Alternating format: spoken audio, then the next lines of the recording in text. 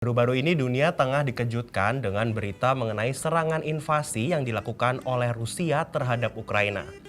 Hingga saat video ini dibuat, serangan demi serangan pun masih terus berlangsung. Ya, konflik antara kedua negara ini pun sebenarnya memang sudah ada sejak lama. Namun Presiden Rusia Vladimir Putin secara resmi menginvasi Rusia sejak 24 Februari lalu. Nah, tapi mungkin ada juga nih ya beberapa oknum yang mikir buat apa sih kita harus tahu tentang pertikaian kedua negara ini, toh kita juga kan tinggalnya di Indonesia. Memangnya apa sih dampaknya buat kita?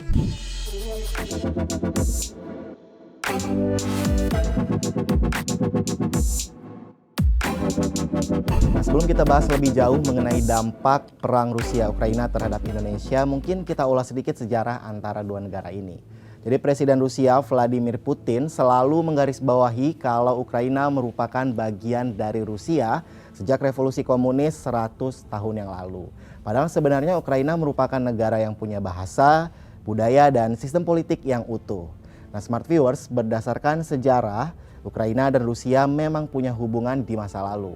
Saat masih ada Uni Soviet di bawah kendali Rusia, Ukraina memang salah satu negara yang tergabung di dalamnya. Nah, kemudian pada 1991, Uni Soviet pun runtuh dan Ukraina berhasil memerdekakan negaranya. Namun meski merdeka, ketegangan masih terjadi antara Ukraina dan juga Rusia. Karena sudah merdeka pada 1994, Ukraina pun ingin bergabung menjadi bagian negara Eropa, yakni NATO atau Uni Eropa.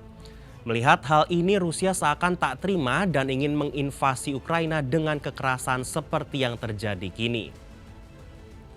Nah, warga Rusia sendiri sebenarnya menolak adanya serangan ke Ukraina ini. Bahkan beberapa warga Rusia melakukan demo untuk memprotes atas hal yang dilakukan para diktator Rusia.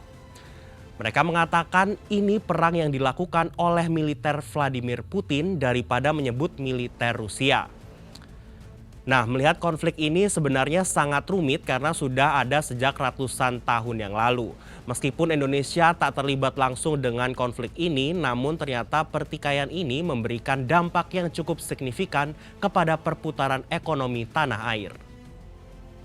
Chief Ekonomis Permata Bank Joshua Pardede menilai perang Rusia-Ukraina memberikan sejumlah dampak positif dan juga negatif bagi perekonomian Indonesia. Yang pertama dari jalur pasar keuangan. Nah, seperti yang kita ketahui, konflik Rusia ke Ukraina ini dikhawatirkan akan terus berlanjut.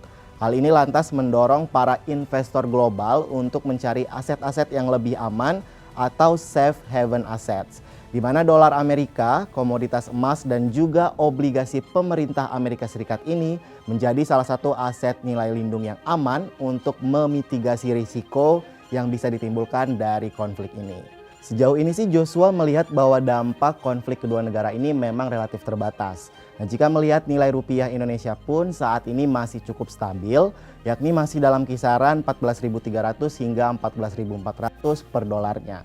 Nah, lalu dari sisi investasi harga saham gabungan atau IHSG, sejauh ini juga masih cukup stabil meskipun memang akan terjadi koreksi karena kecenderungan dari investor global yang mencari aset-aset yang lebih aman.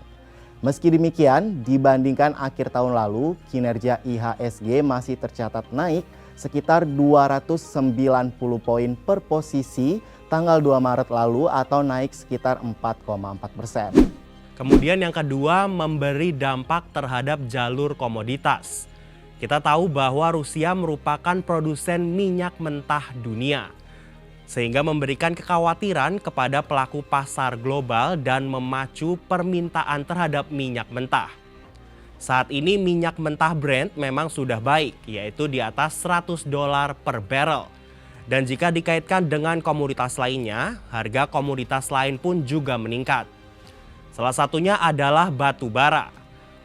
Bahkan pertanggal 2 Maret 2022, harga batu bara sudah menembus $300 per ton. Dan yang terakhir adalah dampaknya terhadap jalur perdagangan. Meskipun Rusia dan Ukraina bukan merupakan mitra dagang utama Indonesia, Ukraina merupakan eksportir gandum ke Indonesia, yakni 23% dari total ekspor gandum di tanah air. Nah, sementara itu Indonesia mengandalkan impor pupuk, baja, dan juga besi dari Rusia. Proporsi impor pupuk sendiri sekitar 15% dari total impor pupuk Indonesia.